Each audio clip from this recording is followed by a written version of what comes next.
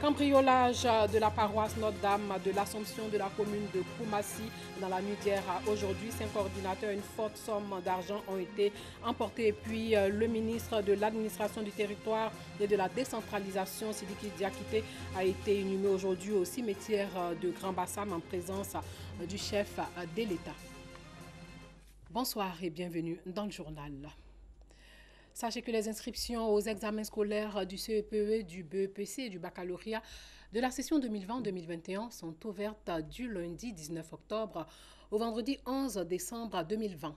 L'annonce a été faite par la direction des examens et concours du ministère de l'Éducation nationale, de l'enseignement technique et de la formation professionnelle.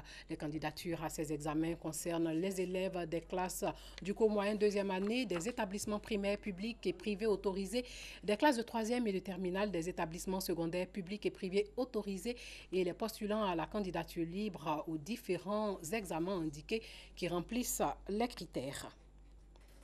Un mot de cohésion, la gestion des conflits communautaires et la promotion des alliances interethniques au cœur d'une formation de la plateforme des leaders croyants pour la paix, la réconciliation, la cohésion et le développement. Les membres de cette plateforme seront le relais dans la promotion de la paix. Le reportage de Clément Boko. Mettre à profit leur influence au bénéfice de la paix.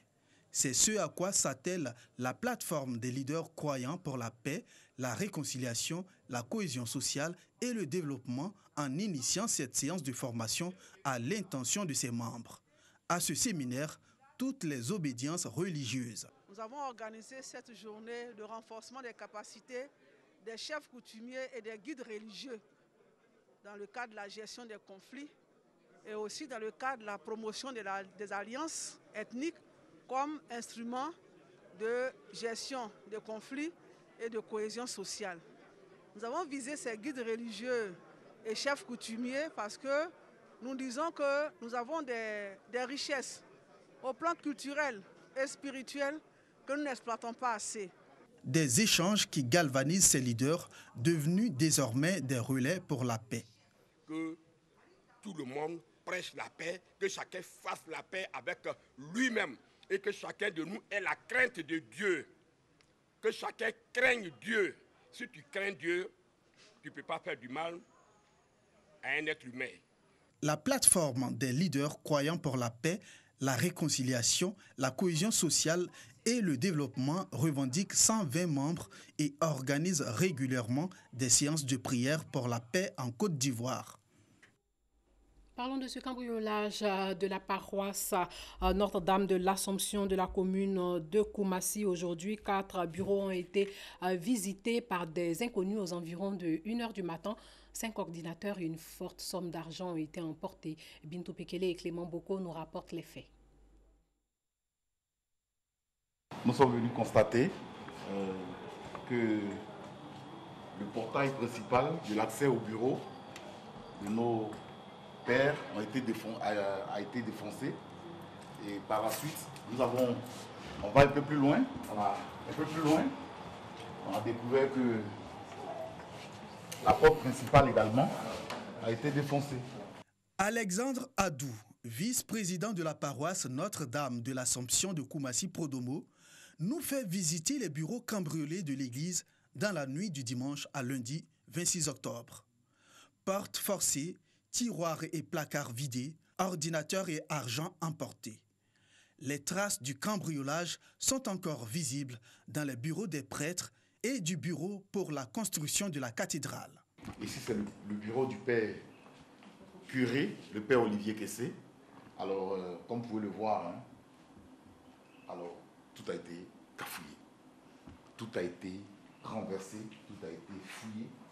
Mais quand vous faites l'état des lieux, oui. Qu'est-ce qui a été emporté? Pour l'instant, on peut dire que ce que nous avons vu de façon physique, ce sont les ordinateurs. Mais évidemment, il y a 5 ordinateurs portables qui ont été emportés. Mais nous avons également perdu de l'argent. Combien? On ne peut pas estimer. Il faut d'abord faire une évaluation. On a déjà eu une telle expérience malheureuse. Et pour pallier à cela, nous avons mis les moyens pour pouvoir renforcer la sécurité au niveau de la paroisse. Nous avons vu les vigiles, nous leur avons demandé s'ils ont entendu quelque chose, puisque c'est eux qui étaient sur le site. Alors ils ont dit qu'ils ont reçu la visite de 6 personnes qui semblaient avoir des armes et qui marchaient avec les mains dans les dos, ou alors avec des positions pareilles. Nous avons appelé le commissaire du 20e arrondissement, et donc je pense qu'eux pourront nous donner une meilleure conclusion de l'enquête. Voilà. Les 6 cambrioleurs ont pris le soin d'emporter l'enregistreur des caméras de surveillance. Comment ont-ils procédé?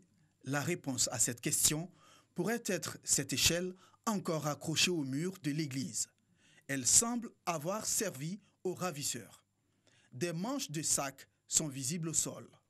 De l'autre côté du mur, à l'arrière de la paroisse Notre-Dame de l'Assomption, des débris stockés par un chantier auraient permis aux brigands d'escalader la clôture. Le président des jeunes d'ici, il m'a interpellé plusieurs fois. Donc il a dit à mon patron que les gars disent de ramasser les gravats. Bon, il y a une dame qui est là. Après, parce qu'elle est partie au chantier, quand je suis venu, elle m'a demandé. Elle a dit qu'il y a des gens qui sont venus se plaindre qu'on doit ramasser les gravats. Bon, moi je suis là. Dans quel pas, je dis ça à mon boss, on doit ramasser les gravats. Donc quand il appelle les gars aussi, il dit qu'ils sont occupés. La forte pluie du dimanche nuit n'aura pas permis aux voisins de s'en rendre compte. Nous nous rendons au commissariat du 20e arrondissement en charge de l'affaire. Ici, les auditions sont en cours. Impossible de nous en dire plus. Selon la police, l'affaire suit son cours avec la collaboration de la police scientifique et la police criminelle. La paroisse Notre-Dame de l'Assomption de Koumassi, Prodomo, est surveillée par 2 agents de sécurité. Ils auraient manqué de crédit d'appel pour alerter la base à la vue des bandits. Ils se sont tout simplement cachés pendant toute l'opération qui a duré de 1h à 3h du matin.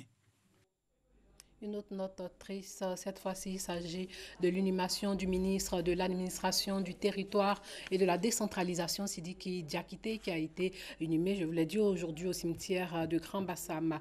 Décédé le vendredi 23 octobre dernier, le ministre Sidiki Diakité avait 5 enfants. Paragasso reconnaît. Dans ce cercueil se trouve le ministre de l'administration du territoire et de la décentralisation, Sidiki Diakité. Décédé le vendredi 23 octobre dernier, il a eu droit ce lundi à la grande mosquée de Grand Bassam à la prière mortuaire. Prière officiée par le guide suprême de la communauté musulmane des Côtes d'Ivoire, président du COSIM, Cheikh Aïma Traoré Mamadou. C'était en présence du président de la République, Alassane Ouattara, et des membres du gouvernement.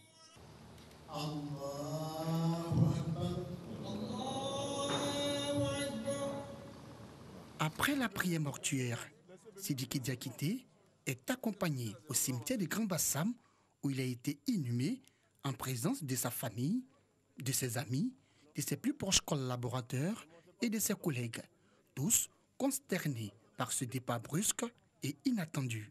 Jusqu'à sa mort, il s'est battu. Il a voulu que la paix soit retrouvée entre les fils et les filles de ce pays. Je puis dire que c'est presque au combat qu'il est tombé. Parce que son souci, c'est de voir la Côte d'Ivoire connaître la paix éternellement. Très souvent, quand les gens meurent, on dit ils sont grands, mais lui là, c'est une réalité. C'est un grand homme. Il est mesuré, il est tempéré, il a une bonne éducation, il ne choque jamais, toujours un petit sourire. Même quand tu lui exposes un problème, bon, il a un petit sourire pour t'encourager et tout ça. J'ai été frappé par sa grande humilité, sa connaissance de l'homme et surtout sa capacité à travailler en tant que grand serviteur de l'État en réglant les problèmes sans bruit, mais de façon efficace. Il est très attaché à tout ce qui peut rendre service au plus grand nombre. C'était vraiment un homme de cœur, mais qui avait une rigueur silencieuse. Du retour du cimetière, autorités administratives, élus, cadres, filles et fils de la ville natale du ministre Sidiki Diakité saluent la mémoire de ce grand commis de l'État. Il était très pieux parce qu'on se rencontrait. Son père était déjà, je ne le connais pas, mais il était imam de la grande mosquée, là où on a fait la prière mortière. Mais ce ministre, moi, je le rencontrais toujours à la mosquée, au plateau. Il est sans problème que la terre lui soit légère. Et vraiment, c'est une grande fête pour la Côte d'Ivoire. C'est un frère, c'est un cadre de Grand Bassam qui est parti, un cadre valeureux. C'est une journée noire pour nous. Quand nous retrivions sur cet espace, il y a de cela quelques années, c'était pour des tournois de Maracana. Aujourd'hui, venir se rassembler là parce qu'il est parti trop tôt, les cœurs saignent à Grand Bassam. Sa famille, encore sous le choc, a tenu à exprimer toute sa gratitude au chef de l'État, Alassane Ouattara. Nous sommes infiniment reconnaissants au président de la République par rapport à tout ce qu'il a fait pour notre fils, notamment l'hommage de la nation à notre défunt fils. Et nous avons compris aujourd'hui que malgré son jeune âge, il a servi la nation ivoirienne. Ancien préfet d'Abidjan, le ministre de l'administration du territoire et de la décentralisation, Sidiki Diakité, part, laissant derrière lui une veuve et 5 enfants, dont un garçon et 4 filles. Les Ivoiriens ont soif de paix. Pour ce faire, le Super Ebony 2019, Serge Koléa, sensibilise les populations à des élections apaisées. Il a initié une caravane pour amener les jeunes à s'engager pour la paix en Côte d'Ivoire. Djeneba Ouattara nous en dit un peu plus. Après Daloa, Zoukougbe, Diokwe et Gagnoa, Serge Koléa Super Ebony 2019 est à Bouaké dans le cadre de sa tournée nationale sur la paix et la cohésion sociale. À Bouaké, c'est le quartier Koko qui a abrité cette étape de la caravane qui a pour thème « Jeunes, engage-toi pour la paix en Côte d'Ivoire ». Devant les jeunes, le journaliste à la radio-télévision ivoirienne RTI a expliqué l'importance de la paix et comment la préserver. Nous demandons aux jeunes de ne pas être des vecteurs de violence, de ne pas être des acteurs de la haine et de la division. Il faut que les jeunes refusent d'écouter les incitations à la violence, les incitations à la haine qui sont distillées ça et là depuis quelque temps. Les autorités et les populations de Bouaké saluent cette action qui invite la jeunesse à contribuer à la consolidation de la paix. Cette caravane est la bienvenue. La mairie ne pouvait pas rester en marge. Nous souhaiterions vraiment que la population puisse vraiment écouter et mettre vraiment en pratique toutes les sensibilisations. C'est ça la paix. Nous ne voulons plus la guerre. À partir de maintenant, nous ne voulons plus la guerre. Ça suffit. Pour les hommes politiques, ça suffit. Donc nous remercions Serge Olia pour son action bien posée. Nous sommes d'accord. La caravane du Super Ebony pour des élections apaisées a été lancée depuis le 6 octobre dernier. Prochaine étape de cette caravane, Bonoa, Anyama, Yopougon et Abobo dans le district d'Abidjan, les jours à venir.